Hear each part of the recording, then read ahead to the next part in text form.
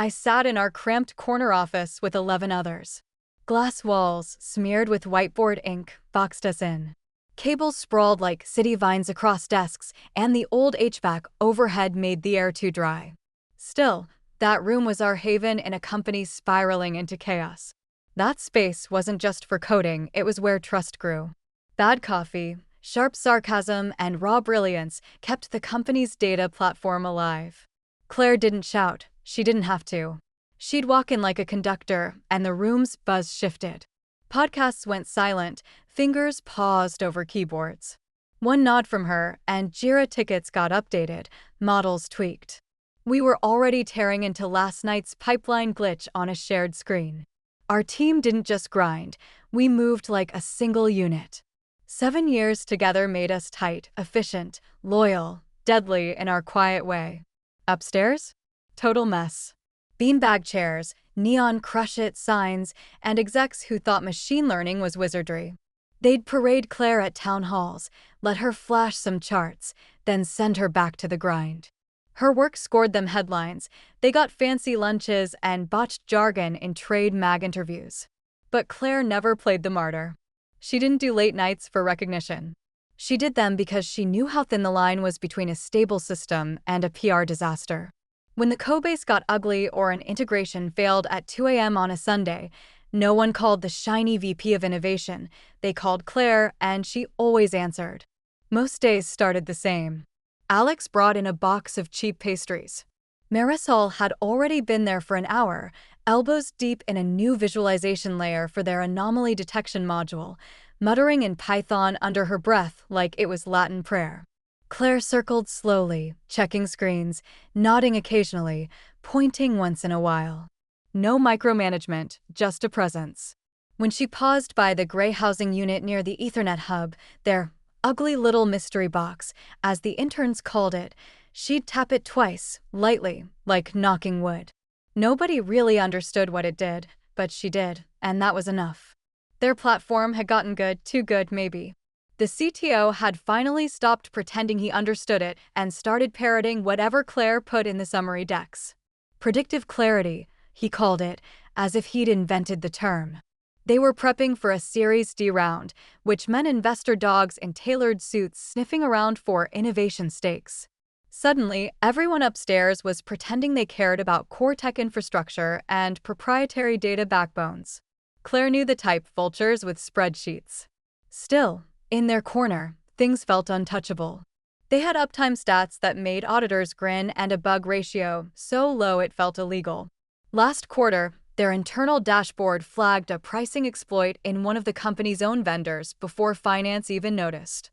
But no one gave them the suite with a view or a spot in the demo rehearsals, just another email from Graham, their middle managing boss with the charisma of a broken scanner, reminding them to log their hours more transparently.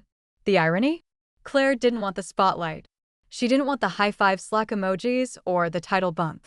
She wanted space, focus, autonomy, and her team had earned it. They'd eaten more pressure in 3 quarters than most departments did in 3 years. Half the sales team didn't even know what their platform did. One VP had once referred to it as that Excel on steroids thing. Claire just smiled because she knew what was coming. The team, meanwhile, had developed their own culture and unspoken code. No bragging, no broken promises. If someone missed a deliverable, they fessed up. If someone crushed a sprint, they quietly helped whoever was drowning next. That's what made it work, not incentives, not stock options, but each other. That Friday, Claire stayed late. The office was dark except for the glow of a few monitors and the flicker of the city skyline in the window. She stood in the middle of the room, listening to the soft hum of machines, the distant laugh from marketing down the hall, and her own breath. Her eyes drifted toward the gray housing unit again. No label, no logo, just a hum.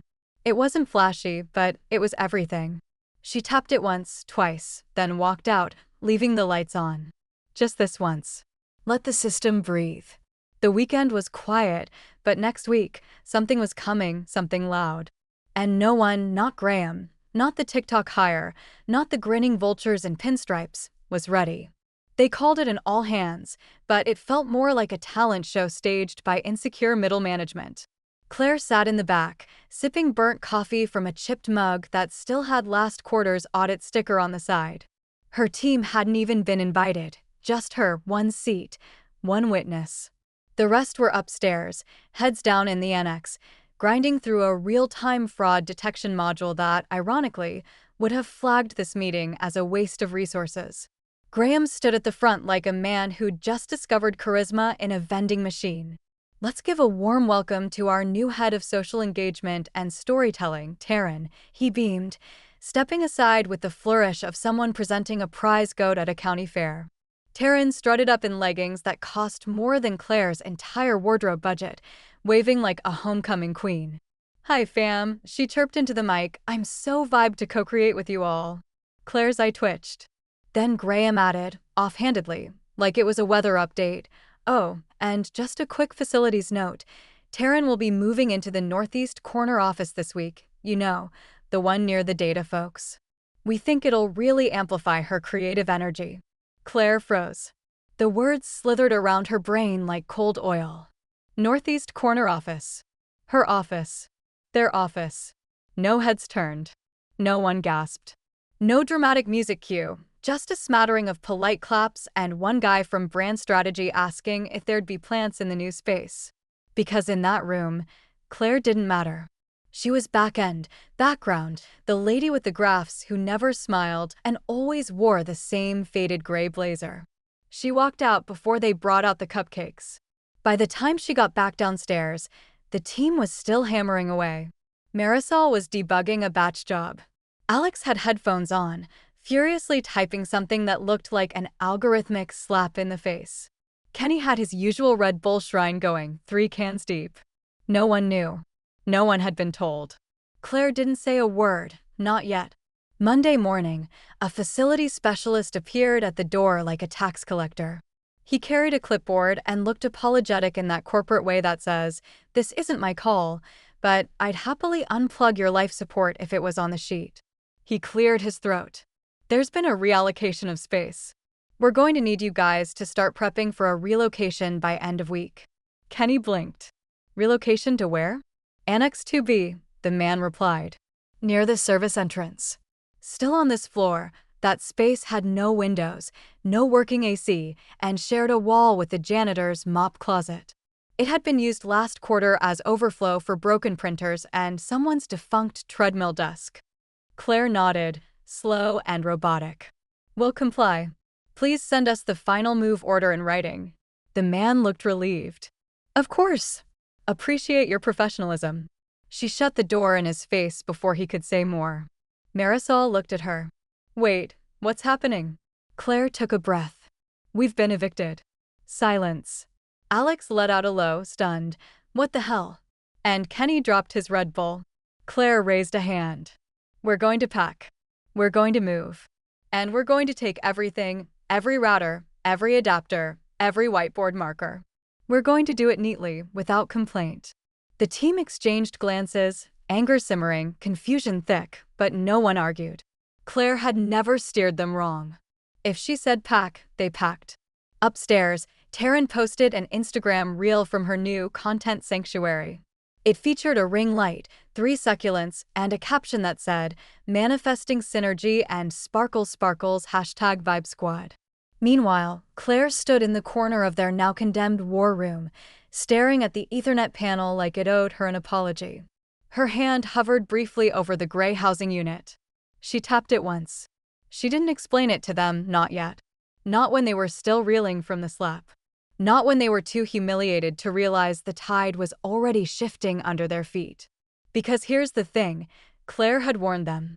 She'd told Graham months ago that the core handshake for their visualization system was designed for internal authentication. No cloud fallback, no remote keeper access. It was secure by design because investors liked secure. And it lived in one place, hardwired, unreplicated. That room in that port. They hadn't listened. No one ever did, not until it was too late.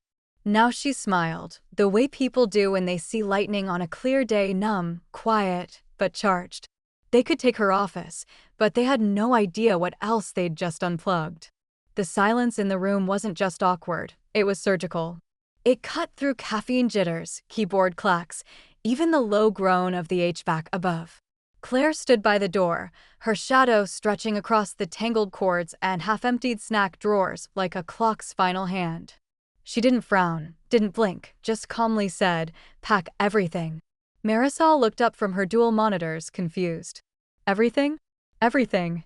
"Yes," Claire said. "Even the extension cords. Even the backup dongles we swore we'd never use." Kenny pulled his headphones off slowly, as if volume might have distorted what he'd just heard. Are we being shut down?" Claire shook her head. "No, we're complying."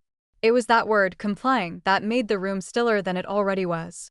Claire never used corporate verbs unless she meant something underneath them. Alex opened a drawer with shaking fingers. "Are we losing funding? Did something break?" "No," she said. "They just need the space for someone who hashtags better than we do."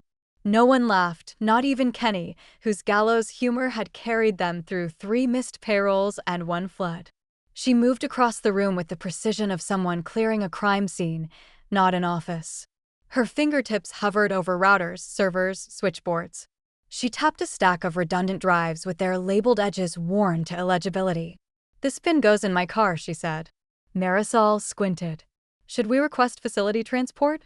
Claire shook her head again. No paper trail. It wasn't paranoia, not exactly. It was policy, Claire style, low profile, high control. She picked up a roll of tape and scribbled "Don't drop" across the top of a battered Pelican case, then added a sharp red dot to the side. No label, no signature, just a mark her team had learned meant fragile, expensive, possibly illegal to mishandle. Then she paused, stared at the wall at the gray housing unit. It sat half-hidden behind the switchboard, wedged between a dead Wi-Fi booster and a box of prototype sensors from 2 reorgs ago. To most eyes, it looked like e-waste, slightly dented. One cable always blinked amber, another zip-tied to a duct like it was afraid to run. It had no markings, no model number. Claire had installed it herself 5 years ago. No one ever asked what it did, so no one ever understood why she always tapped it twice before leaving for the night. She crouched, unplugged it cleanly, and stood without ceremony. "Kenny, I want you to take this. Don't let it out of your sight." Kenny blinked. "What is it?" "It's ours," she said simply. He nodded and took it like a soldier being handed a sealed order. No one questioned her, not because they understood, but because they knew her silence was rarely empty. Claire didn't act unless she'd already gamed out 5 scenarios and 2 contingency plans. When she said pack, it wasn't defeat, it was movement, a shift in phase. By midday, the office looked like a busted ribcage, wires dangling like tendons, chairs overturned. One lonely mug was left behind with "World's Okayest Data Scientist" scrawled in Sharpie. Claire took a photo of the space before locking the door. Just one, not sentimental, just documentation. They wheeled their stuff past marketing, who barely looked up from their brainstorming session about launching a TikTok for the company's brand soul. Taryn was in the corner, snapping selfies next to a Himalayan salt lamp someone had already installed in their old office. She waved with fake warmth when she saw Claire pass. "Hey, girl, hope you don't mind. We're going to do a wall of mood boards over your old whiteboard. It's all about manifestation energy." Claire didn't break stride. The annex smelled like bleach and frustration. It was barely wide enough for 2 desks across, and one of the lights buzzed like it had a death wish. A stack of unused soap dispensers sat in the corner, like some absurdist installation art. Still, Claire nodded. "Okay, this is home now." They unpacked in silence, set up monitors, ran cables through floor gaps. Kenny placed the gray box under his desk like a pet waiting for a signal. Marisol stacked 2 crates to make a standing desk. Alex repinned the sticky note that read, "Trust the math, not the suits." Claire stood near the door, arms crossed, watching her team rebuild their cockpit with the same careful energy they used to write code, not fast, not flashy, but correct. She checked her watch. In 15 minutes, Graham would be doing a pre-demo walkthrough with the series D liaison in their old office, with the assumption that all systems were plug-and-play, turnkey, idiot-proof.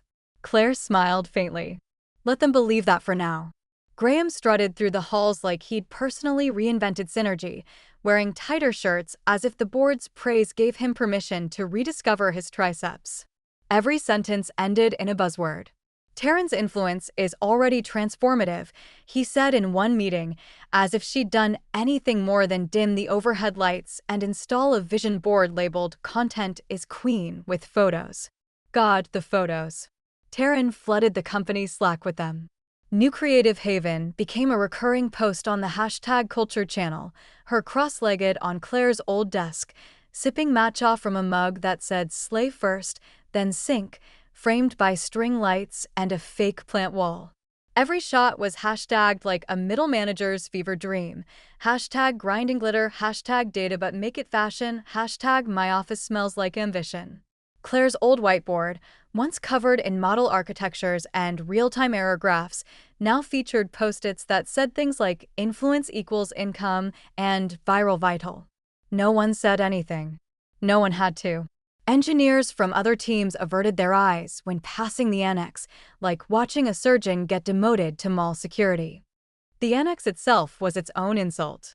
Their desks were jammed so tight that when Marisol leaned back, her chair knocked over a mop bucket.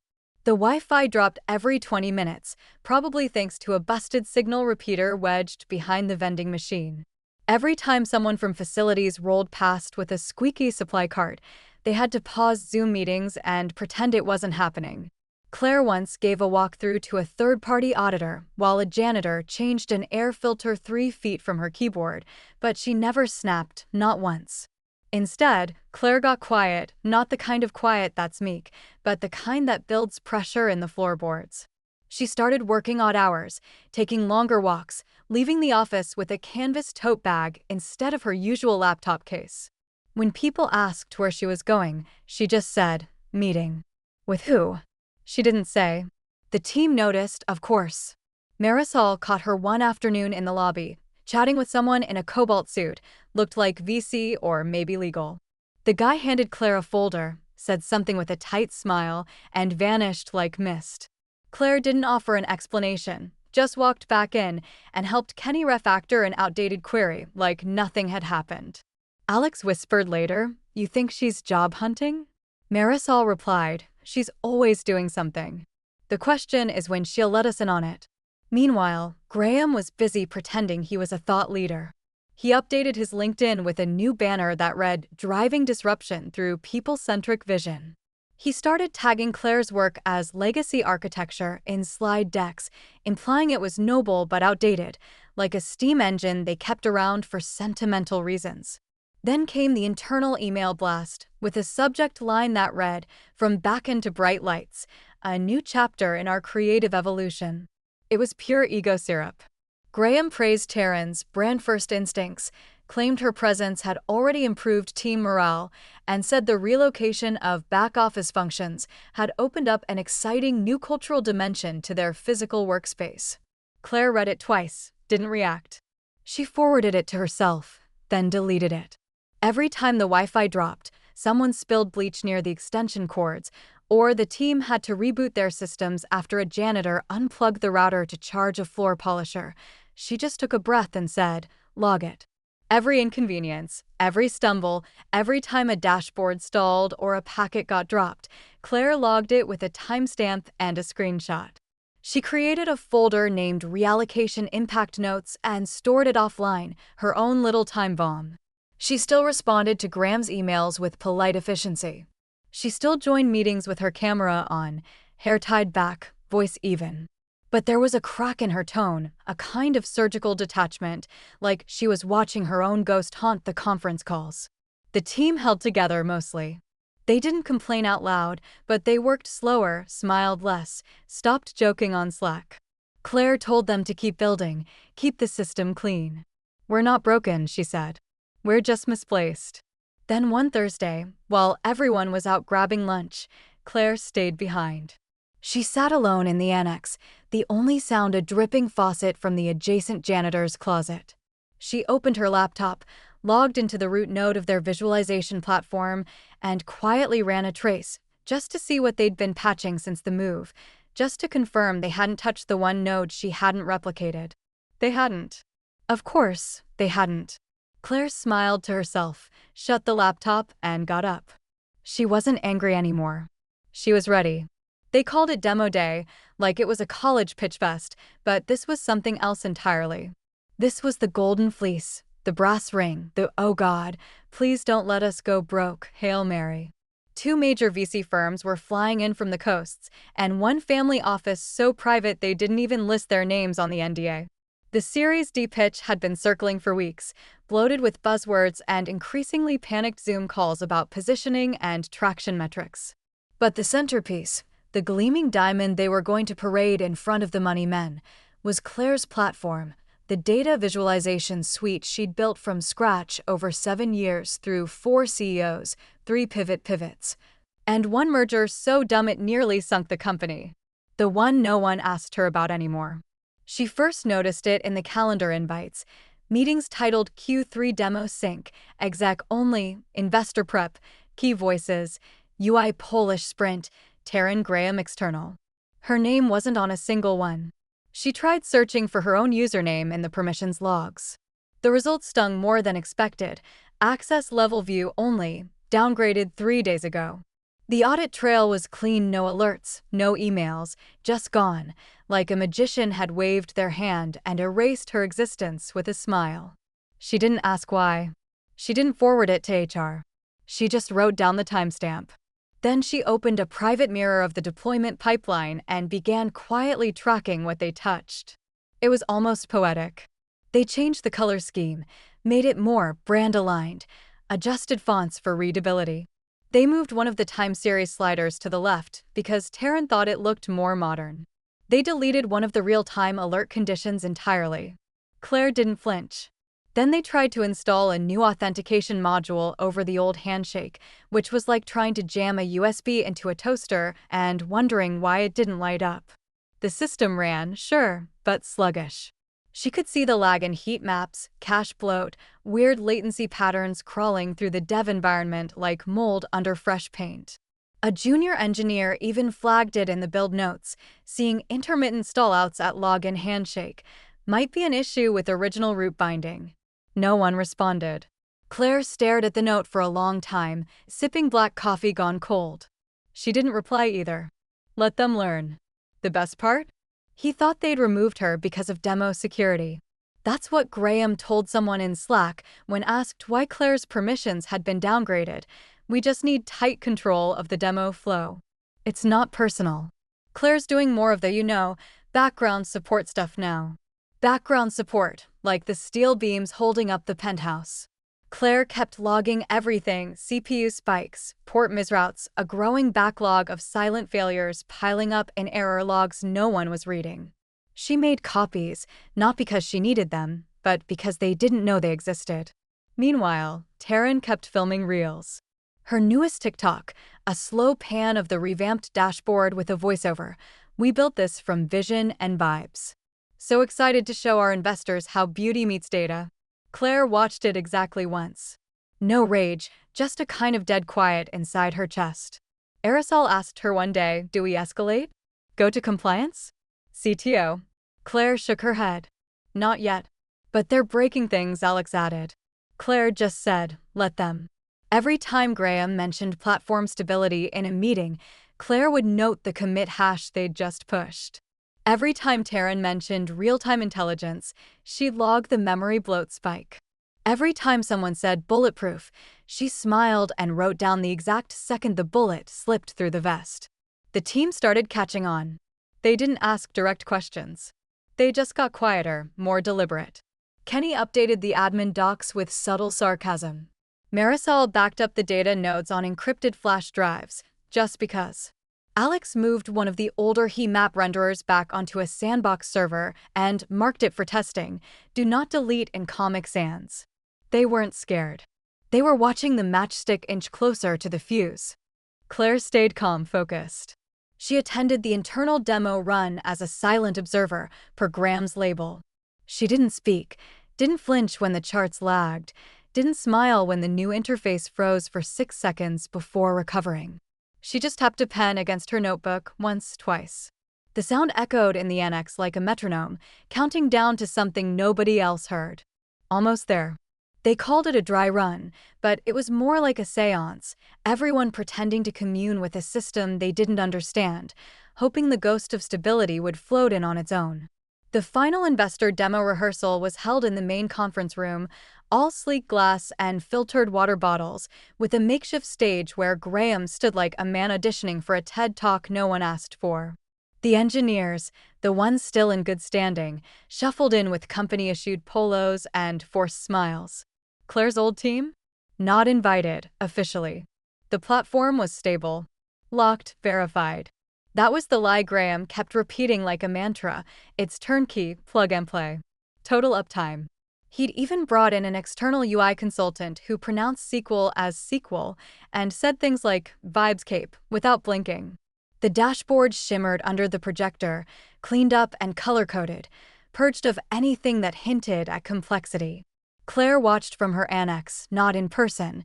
She didn't need to be. She had the logs, the memory benchmarks, the back-end pings, and throughput metrics that still trickled into her private sandbox node like whispers from a dying machine. And it was dying.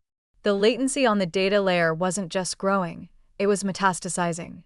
Not crashing, no, nothing obvious, just a slow, creeping sludge behind every query. It used to take 300 milliseconds, now it was grazing 800.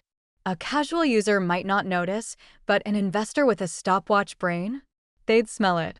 Then came the warning, tucked inside a buried Jira ticket marked low priority, flagged by a junior dev named Jonah who still triple-checked his commits and signed his comments with T-checks, login stallouts. Seeing some weirdness in the authentication load balancer. Looks like there's a dependency on a hardwired path we don't control. Suggest fallback route check plus local cache update. The ticket sat there, unassigned, no comments. Claire highlighted the word dependency and smiled faintly. Back in the main room, Graham rehearsed his pitch with the fervor of a man who'd already mentally spent the funding. He gestured at pie charts, over-enunciated buzzwords, and asked rhetorical questions like, what if your data could see around corners, with the conviction of a cult leader? Taryn followed with a segment about emotional data resonance that made 3 engineers visibly wince. She clicked through a dashboard tab that Claire herself had built 2 years ago, now dressed up in pastel gradients and emojis, like putting a tuxedo on a chainsaw and calling it user-friendly. The platform loaded. Eventually. The graph stuttered briefly. Graham didn't notice. Jonah did. He raised a cautious hand. Quick note, seeing a slight delay on load. Could be preload cache, but I think there's a routing issue we haven't patched since the environment moved. Graham waved him off. It's fine. That'll resolve with scale. Besides, Claire's code was always kind of bespoke. Claire, 3 rooms away, took a slow sip of her coffee and marked a checkbox. Authentication latency confirmed.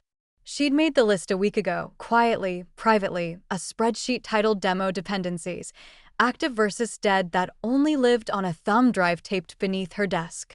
Every cell in it was color-coded like a countdown, green for stable, yellow for risk, red for inevitable failure. The reds were blooming like wildfire. They hadn't touched the gray box node. They hadn't replicated the port protocol. They hadn't listened to the kid who actually understood how load balancing worked. They had, however, added an animated loading spinner shaped like a rocket ship. Taryn's idea. Claire watched the video replay of the rehearsal 3 times. She paused it at the moment the dashboard failed to load for exactly 1.6 seconds before catching up. She zoomed in on Graham's face, just a flicker of confusion before he covered it with a joke. Guess we're keeping you in suspense, he said, pointing finger guns at the empty chairs where the investors would sit. She wrote one more note. Failure will be subtle, then total. Then she opened her email, typed a single sentence to her team. Please verify your backups. No syncs for 72 hours. No signature, no subject. She closed her laptop, stood up from her annex desk, and walked down the hall to grab a tea from the machine that only made chamomile or rage. She chose rage, no sugar. As she waited for the cup to fill, a member of the sales team passed by and said, Hey, Claire. Heard the big day's coming. You must be proud. She smiled, polite as ever. Very. Because pride wasn't the emotion anymore. Readiness was. It started like every corporate fever dream: glossy name tags, overpriced charcuterie, and executives vibrating in their tailored suits like wind-up toys. The conference room had been transformed overnight into what Graham called the Vision Theater, complete with branded LED uplighting and a floral arrangement shaped like the company logo. The champagne was on ice. Someone in HR had printed welcome packets on linen paper, just in case investors forgot how much money they were about to dump into a tech company whose soul had already left the building. Claire wasn't there. Of course, she wasn't there. She was 3 blocks away in a coffee shop with cracked tile and no Wi-Fi, sipping a drink that tasted vaguely like burnt almonds and peppermint regret. The barista called it a holiday courte-do. Claire didn't correct her. She had her phone on Do Not Disturb, face down, but the notifications were already stacking up like nervous sweat. Back in the office, the CEO, a man who once referred to Claire as that analytics gal, stepped up to the mic and delivered a speech polished within an inch of its life.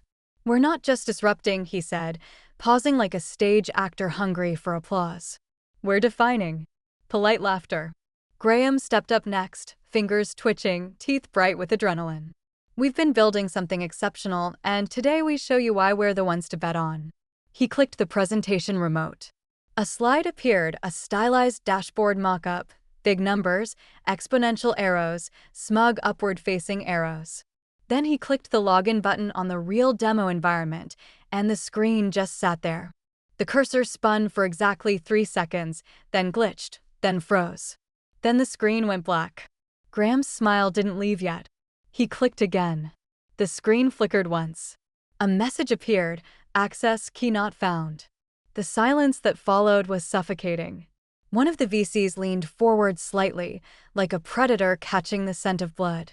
Graham looked to the side of the room where Jonah, poor wide-eyed Jonah, was already typing frantically on a laptop. His face had gone sheet white. "Sir," Jonah whispered, loud enough for the first row to hear, "the master access key, it was hardwired to the port in the northeast office." Graham blinked. Jonah continued, barely audible. "The port, it's physically bound. We moved the environment, but we didn't replicate the handshake. The fallback auth was never deployed." The CEO turned his head slowly toward Graham, like he'd just caught him peeing in the investors' mimosas. Graham stammered, looking again like he could brute force reality. "Retrying authentication." "Please wait." Someone in the back coughed. Another investor leaned over to whisper something into a colleague's ear. Phones came out not for taking notes, but for pulling up funding history, exit clauses, competitor stats. Jonah tried to run a manual override from the dev environment. The system spit back a permissions error: "User not authorized." Claire had removed all fallback paths weeks ago. One of her engineers, sitting in the annex with his headset on, watched the log stream silently reroute every authentication attempt into an empty packet loop, a self-contained dead end. The system wasn't broken. It was sealed. Marisol, in the break room, sipped her lukewarm coffee and watched Slack light up like a Christmas tree. At demo_ops urgent, who owns root handshake permissions? Added any word on support? Wasn't that Claire's team? At exec_assist, someone call Claire. At marketing, should we pause tweets? At CEO, get me a room now. Claire's phone buzzed once, then again, then 14 times. She didn't flip it over. Instead, she opened her laptop and watched the mirror logs roll in. CPU idle, traffic rerouted, no breaches, just silence. At 11:24 a.m., the first investor closed their folder and stood up. At 11:25, the second one followed, muttering, "I've seen enough." Graham was still standing at the front, sweating through his lavender button-down, trying to summon charm like it was a debugging tool. "We're just experiencing a minor integration hiccup. Happens with high-scale systems. We'll, restart the environment." Jonah didn't look up from his laptop. His voice cracked. "It won't help, sir. The key is gone. It's not virtual. It's physical, and it's not here." The CEO looked like he'd aged 5 years in 5 minutes. His jaw clenched. He turned to Graham and said, loud enough for the entire room to hear, "You had one job.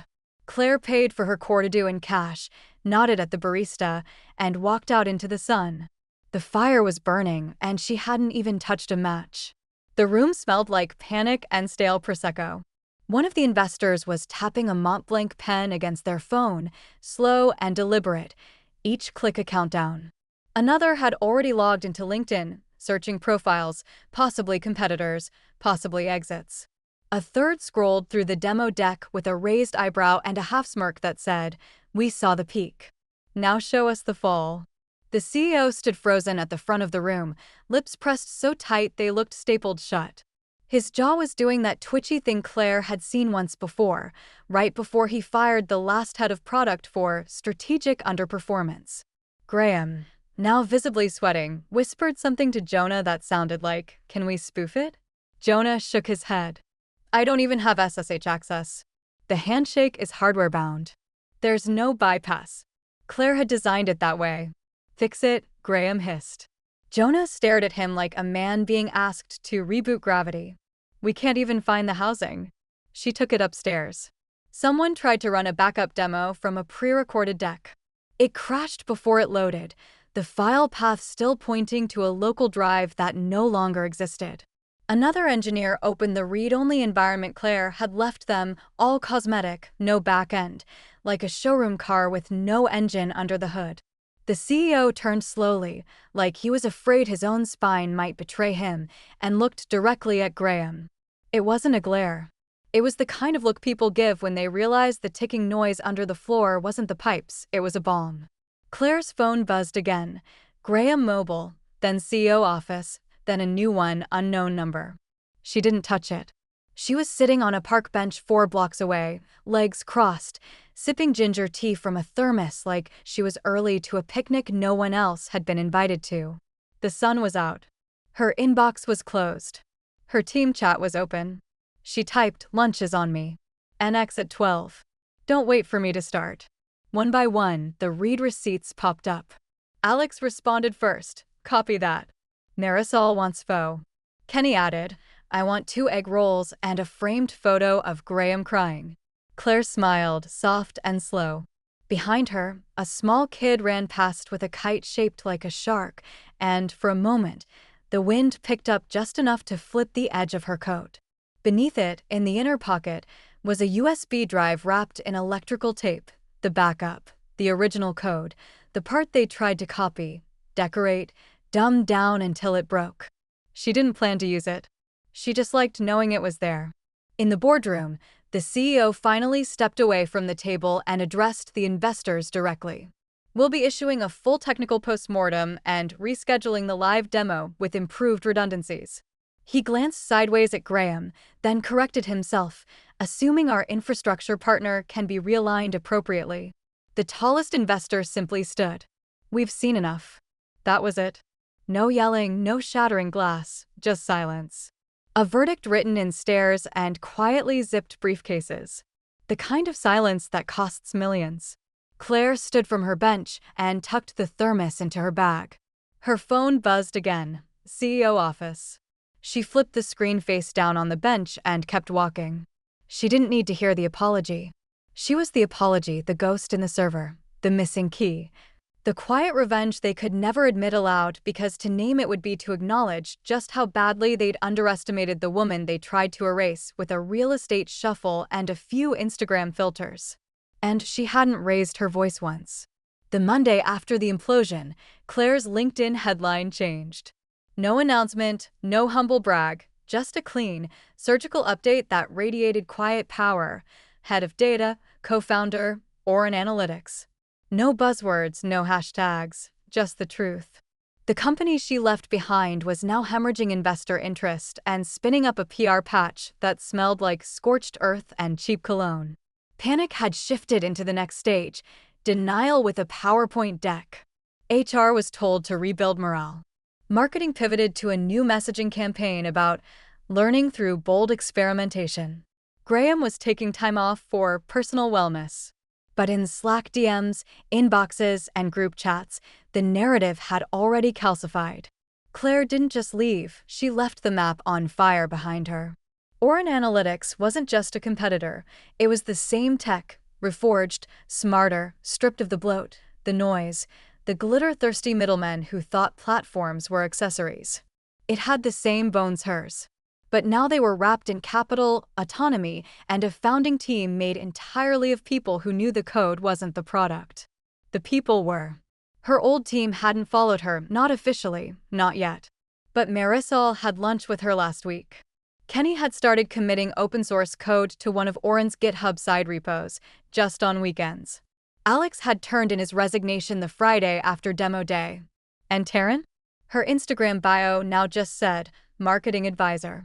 Manifesting my next chapter with seedling and sparkle emojis. Back in the office Claire once called home, a maintenance request had finally made its way up the chain. Apparently, during the demo week scramble, someone had filed a low-priority ticket labeled unclaimed network device behind Northeast Port.